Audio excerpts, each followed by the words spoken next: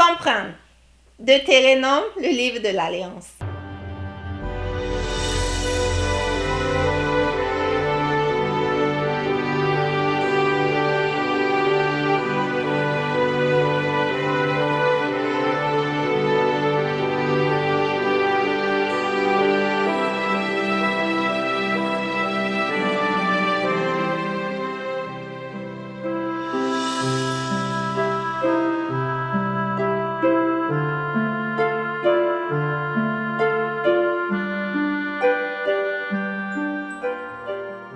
Bienvenue à votre émission.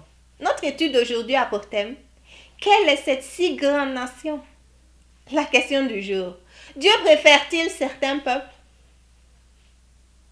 Dans notre monde, les inégalités n'ont jamais été aussi importantes.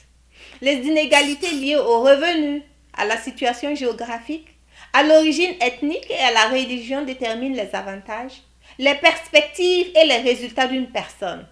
Les inégalités existent au sein d'un même pays et entre États.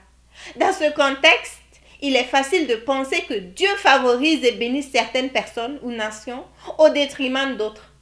On parle souvent d'Israël comme étant le peuple choisi ou élu de Dieu.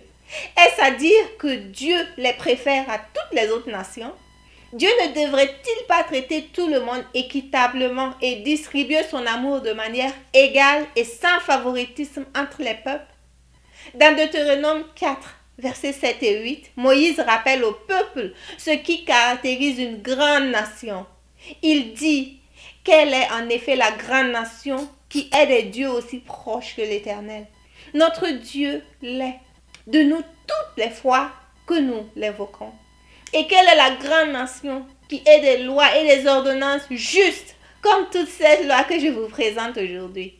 Il y a dans ce verset deux caractéristiques de la grande nation.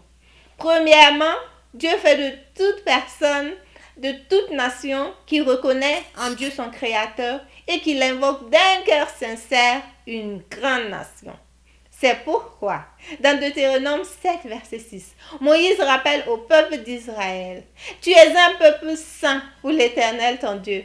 L'Éternel ton Dieu t'a choisi pour que tu fusses un peuple qui lui appartient, entre tous les peuples qui sont sur la face de la terre. » Ce choix portait-il sur le peuple d'Israël? Oui, mais ce choix porte aussi sur toi et moi et sur tous les peuples de la terre. Le sens hébreu du mot saint ne signifie pas parfait, mais mis à part dans un but précis. Qu'en est-il d'un mot choisi? Nous attribuons souvent au mot choisi un sens équivalent à préférer. C'est ainsi que lorsque nous choisissons les saveurs d'une crème glacée ou la couleur de notre voiture, nous exprimons une préférence. Cependant, la description biblique du mot fait référence à la fonction ou à la mission. Deuxièmement, Dieu fait de toute personne et de toute nation qui obéit avec amour à la loi de Dieu une grande nation. La loi de Dieu est parfaite. Il n'y a rien à ajouter, rien à retrancher. Malheureusement, autant certains dirigeants essaient d'y ajouter des choses pour dominer mentalement ou exploiter les fidèles, autant nous-mêmes choisissons parfois d'obéir à certains commandements et d'ignorer ceux qui ne nous arrangent pas. Je n'ai pas besoin de donner une liste des lois de Dieu que nous choisissons d'ignorer dans nos vies. Vous qui me suivez, chacun de vous sait ce qui se passe dans sa vie.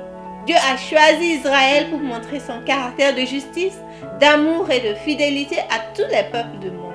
La mission d'Israël était surtout d'engendrer le Messie pour le salut de l'humanité. Toi et moi, nous avons choisi aussi notre mission, être des canaux de l'amour de Dieu dans la vie de tous ceux qui nous entourent. Chers amis, Dieu aime sa création dont tous les peuples de la terre font partie. Il ne préfère pas un groupe de personnes à un autre. Dieu nous appelle les peuples de tous les horizons à devenir ses serviteurs. Ceux qui acceptent volontairement de répondre à l'appel de Dieu sont scellés en tant que son peuple saint lorsqu'ils reçoivent son Saint-Esprit. Accepter Dieu, c'est obéir à toute sa loi et non juste à certaines dispositions. Cette loi est parfaite et choisir de lui obéir nous garantit de vivre heureux ici-bas. Si toi aussi tu souhaites appartenir au peuple de Dieu, incline-toi et prie avec moi. Dieu de grâce, Dieu de miséricorde et d'amour, merci de faire de nous ton peuple choisi. Nous savons que tu nous aimes tous et que ton but est que nous soyons tous sauvés. Aide-nous, Seigneur, à marcher avec toi, à accepter ton amour, à accepter ton Fils unique, le Messie, qui est venu donner sa vie pour chacun de nous. Que toute personne qui suit cette émission se donne à toi et se laisse guider par toi, ô Dieu Tout-Puissant. Béni soit ton Saint-Nom au nom de Jésus. Amen.